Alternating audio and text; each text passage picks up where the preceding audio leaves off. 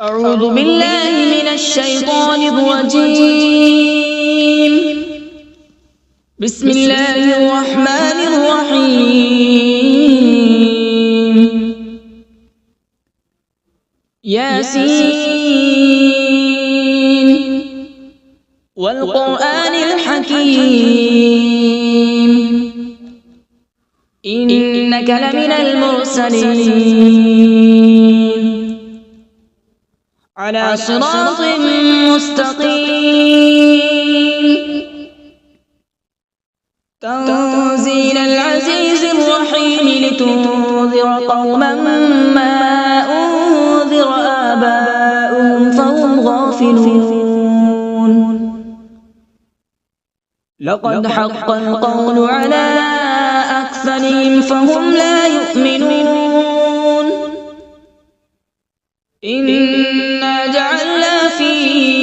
أعناقهم أغلالا فهي إلى الأذقان فهم مقمحون. وجعلنا من بين أيديهم سدا ومن خلفهم سدا فأغشيناهم فهم لا يبصرون. وسواء عليهم أأنذرتهم أم لم تنذرهم لا يؤمنون. إنما تنذر من اتبع الذكر وخشي الرحمن بالغيب فبشره بمغفرة وأجر كريم. إنا نحن نحيي الموتى ونكتب ما قدموا وآثارهم وكل شيء أحصيناه في إمام مبين. واضرب لهم مثلا أصحاب القرية إذ جاءها المرسلون إذ أرسلنا إليهم اثنين فكذبوهما فعززنا بثالث فقالوا إنا إليكم مرسلون. قالوا ما أنتم إلا بشر مثلنا وما أنزل الرحمن من شيء إن أنتم إلا تكذبون. قالوا ربنا يعلم إنا إليكم لمرسلون وما علينا إلا البلاغ المبين. قالوا إنا تطيرنا بكم لئن لم تنتهوا لنرجمنكم وليمسنكم منا عذاب أليم. قالوا طائركم معكم أئن ذكرتم بل أنتم قوم مسرفون. وجاء من أقصى المدينة رجل يسعى قال يا قوم اتبعوا المرسلين اتبعوا من لا يسألكم أجرا وهم مهتدون. وما لي لا أعبد الذي فطرني وإليه ترجعون. أأتخذ من دونه آلهة إن يردني الرحمن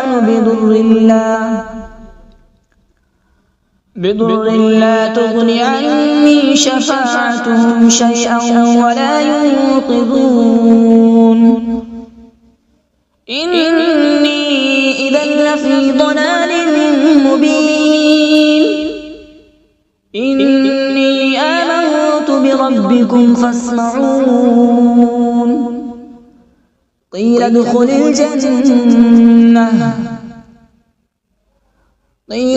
الجنة قال يا ليت قومي يعلمون. بما غفر لي ربي وجعلني من المكرمين. وما أنزلنا على من بعده من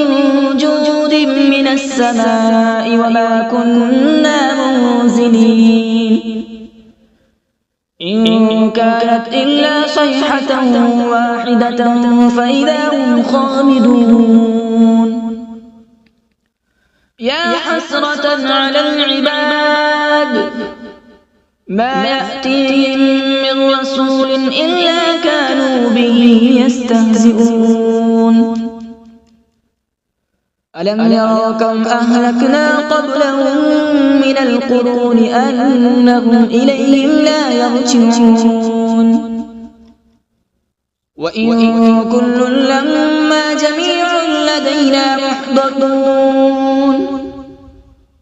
وآية لهم الأرض الميتة أحييناها وأخرجنا منها حبا فمنه يأكلون وجعلنا فيها جنات من نخيل وأعناب وفجرنا فيها من العيون وجعلنا فيها جنات من نخيل وأعناب وفجرنا فيها من العيون ليأكلوا من ثمره وما عملته أيديهم أفلا يشكرون سبحان الذي خلق الأزواج كلها مما تنبت الأرض ومن أنفسهم ومما لا يعلمون وآية لهم الليل نسلخ منه النهار فإذا هم مظلمون والشمس تجري لمستقر لها ذلك تقدير العزيز العليم والقمر قدرناه منازل حتى عاد كالعرجون القديم لا الشمس ينبغي لها أن تدرك القمر ولا الليل سابق النهار وكل في فلك يسبحون وآية لهم أنا حملنا ذريتهم في الفلك المشحون وخلقنا لهم من مثله ما يركبون وإن نشأ نغرقهم فلا صريخ لهم ولا هم ينقذون إلا رحمة منا ومتاعا إلى حين وإذا قيل لهم اتقوا ما بين أيديكم وما خلفكم لعلكم ترحمون وما تأتيهم من آية من آيات ربهم إلا كانوا عنها معرضين وإذا قيل لهم أنفقوا مما رزقكم الله قال الذين كفروا للذين آمنوا أنطعم من لو يشاء الله أطعمه إن أنتم إلا في ضلال مبين ويقولون متى هذا الوعد إن كنتم صادقين ما ينظرون إلا صيحة واحدة تأخذهم وهم يخصمون فلا يستطيعون توصية ولا إلى أهلهم يرجعون ونفخ في الصور فإذا هم من الأجداث إلى ربهم ينسلون قالوا يا ويلنا من بعثنا من مرقدنا هذا ما وعد الرحمن وصدق المرسلون إن كانت إلا صيحة واحدة فإذا هم جميع لدينا محضرون فاليوم لا تظلم نفس شيئا ولا تجزون إلا ما كنتم تعملون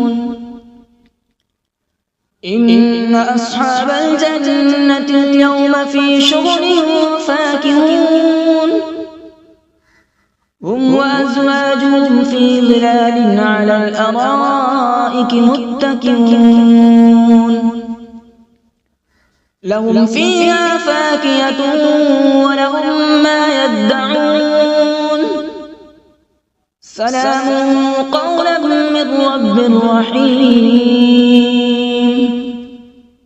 وامتازوا اليوم أيها المجرمون ألم أعهد إليكم يا بني آدم ألا تعبدوا الشيطان إنه لكم عدو مبين وأن اعبدوني هذا صراط مستقيم ولقد أضل منكم جبلا كثيرا أفلم تكونوا تعقلون هذه جهنم التي كنتم توعدون اصلوها اليوم بما كنتم تكفرون اليوم نختم على أفواههم وتكلمنا أيديهم وتشهد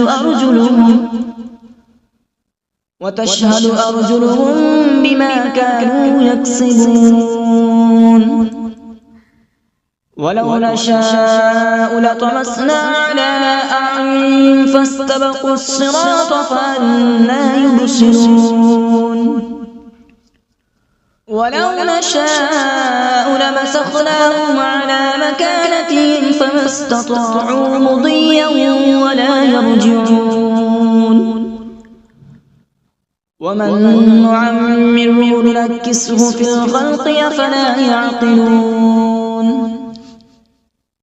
وما علمناه الشعر وما ينبغي له إن هو إلا ذكر وقرآن مبين لينذر من كان حيا ويحق القول على الكافرين أولم يروا أنا خلقنا لهم مما عملت أيدينا أنعاما فهم لها مالكون وذللناها لهم فمنها ركوبهم ومنها يأكلون ولهم فيها منافع ومشارب أفلا يشكرون واتخذوا من دون الله آلهة لعلهم ينصرون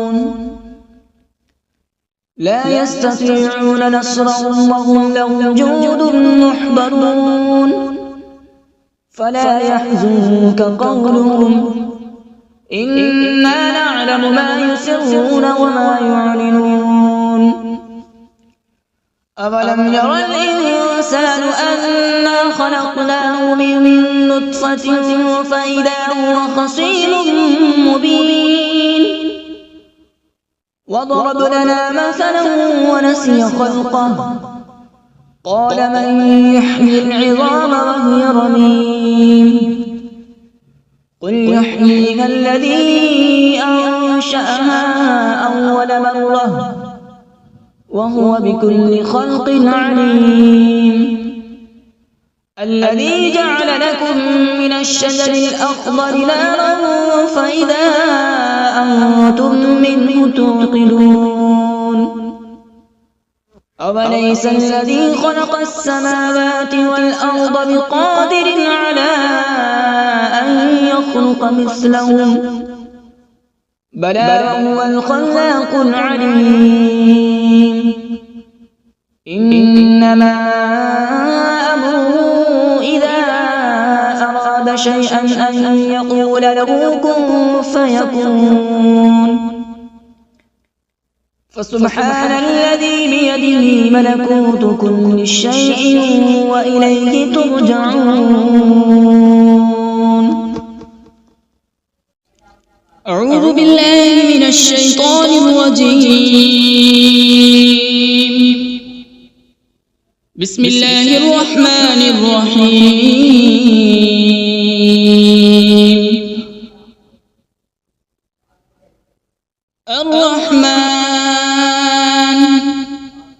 علم القرآن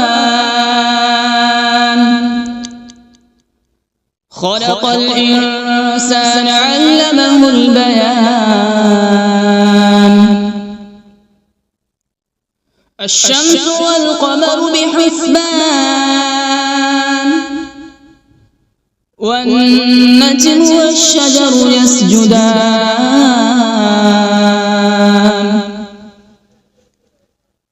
والسماء رفعها ووضع الميزان ألا تطغوا في الميزان وأقيموا الوزن بالقسط ولا تخسروا الميزان والأرض وضعها للأنام فيها فاكهة والنخل ذات الأكمام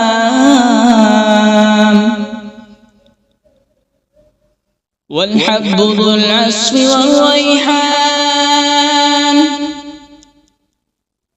فبأي آلاء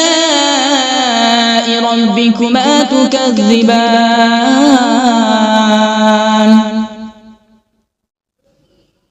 خلق الإنسان من صلصال كالفخار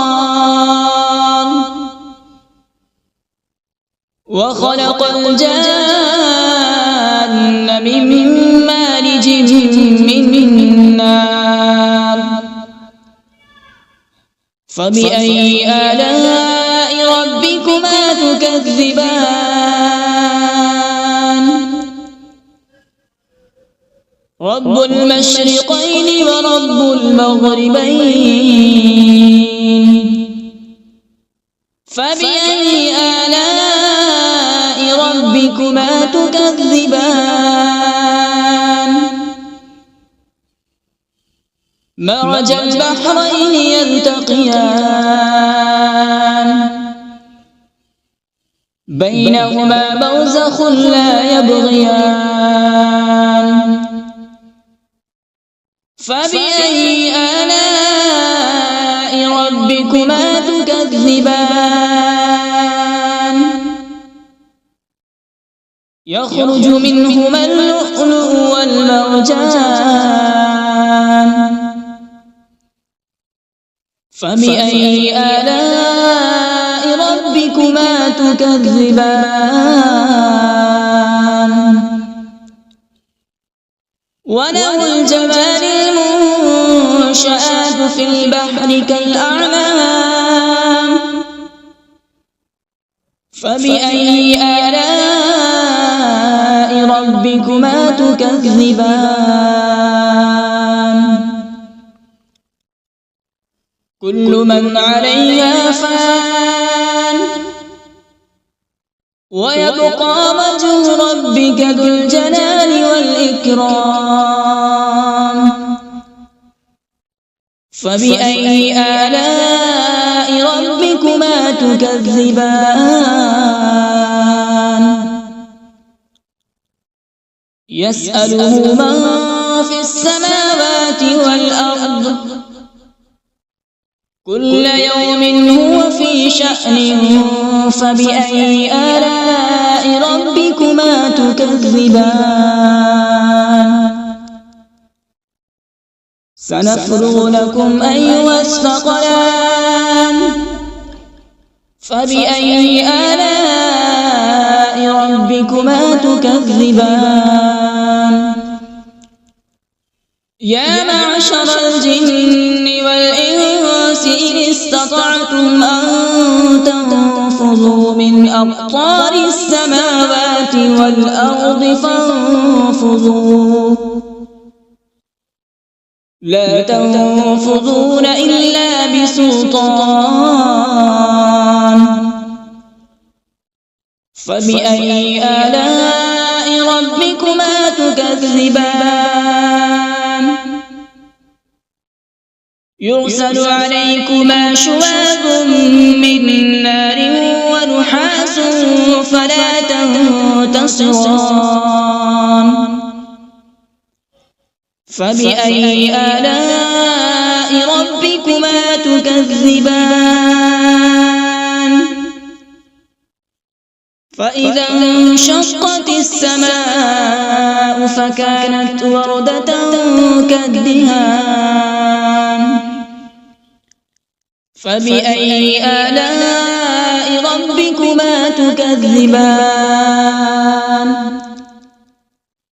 فيومئذ لا يسأل عن ذنبه إنس ولا جان فبأي آلاء ربكما تكذبان يعرف المجرمون بسيماهم فيؤخذ بالنواصي والأقدام فبأي آلاء ربكما تكذبان هذه جهنم التي يكذب بها المجرمون يطوفون بينها وبين حميم آن فبأي آلاء ربكما تكذبان ولمن خاف مقام ربه جنتان فبأي آلاء ربكما تكذبان ذواتا أفنان فبأي آلاء ربكما تكذبان فيهما عينان تجريان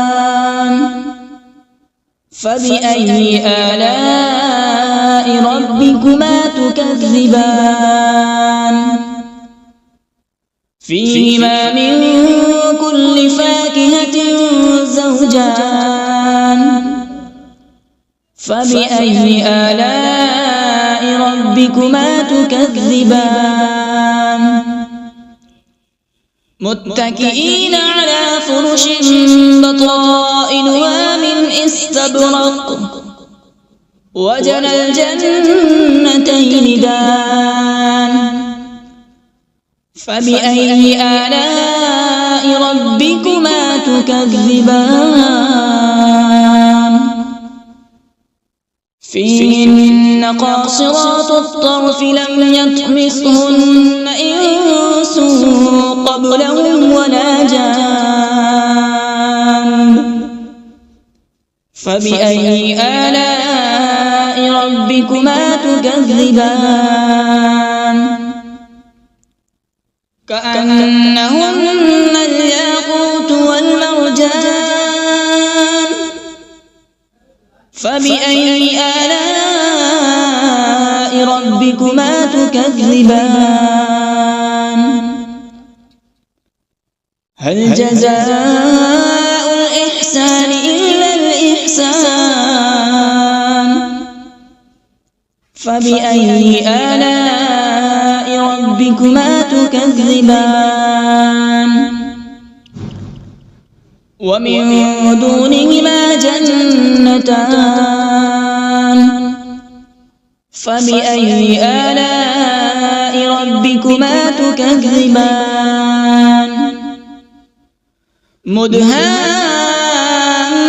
مدهامتان فبأي آلاء ربكما تكذبان فيهما عينان نضاختان فبأي آلاء ربكما تكذبان فيهما فاكهة ونخل ورمان فبأي آلاء ربكما تكذبان فيهن خيرات حسان فبأي آلاء ربكما تكذبان حور مقصورات في الخيام فبأي آلاء ربكما تكذبان لم يطمثهن إنس قبلهم ولا جان فبأي آلاء ربكما تكذبان متكئين على رفرف خضر وعبقري حسان فبأي آلاء ربكما تكذبان تبارك اسم ربك ذي الجلال والإكرام بسم الله الرحمن الرحيم تبارك الذي بيده الملك وهو على كل شيء قدير الذي خلق الموت والحياة ليبلوكم أيكم أحسن عملا وهو العزيز الغفور الذي خلق 7 سماوات طباقا ما ترى في خلق الرحمن من تفاوت فارجع البصر هل ترى من فطور ثم ارجع البصر كرتين ينقلب إليك البصر خاسئا وهو حسير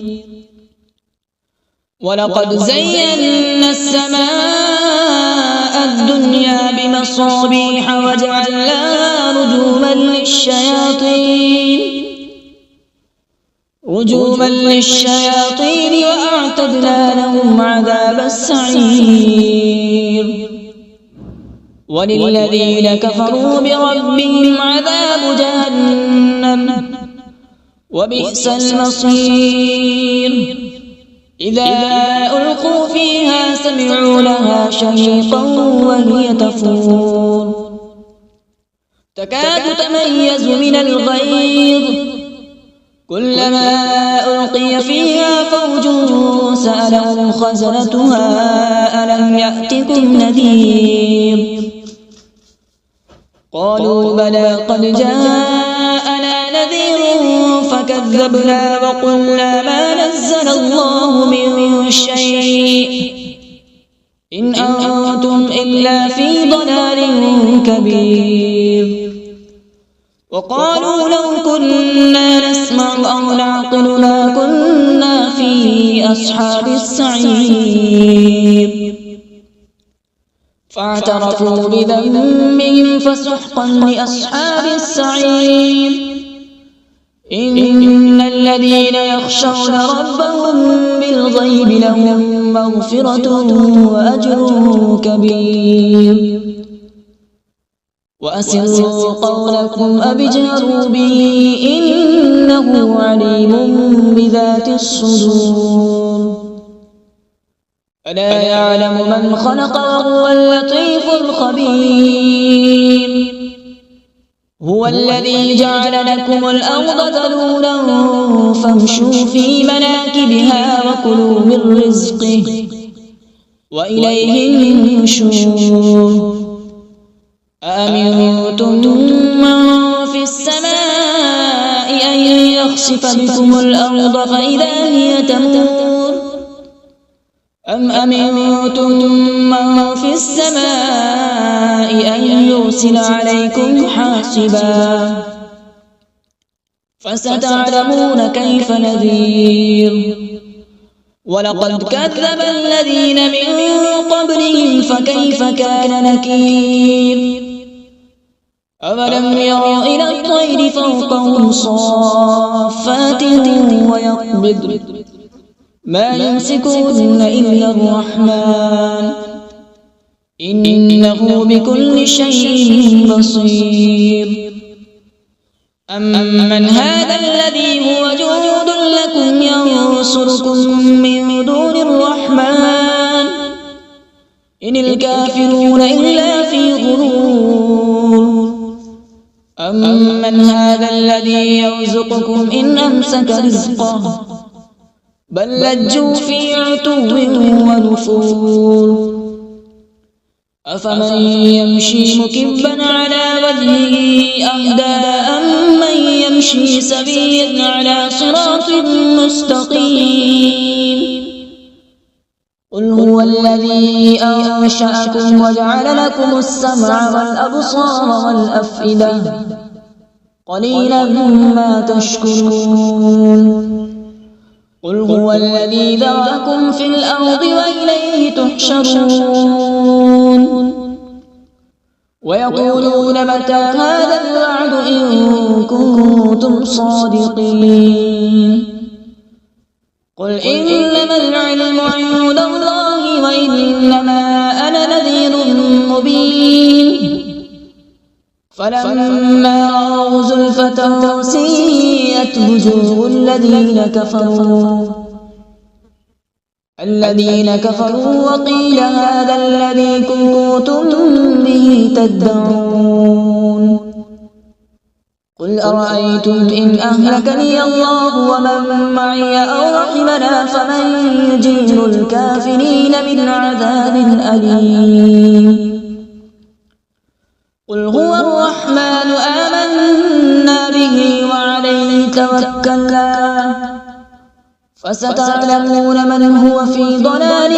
مبين قل أرأيتم إن أصبح ماؤكم غورا فمن يأتيكم بماء معين صدق الله العظيم.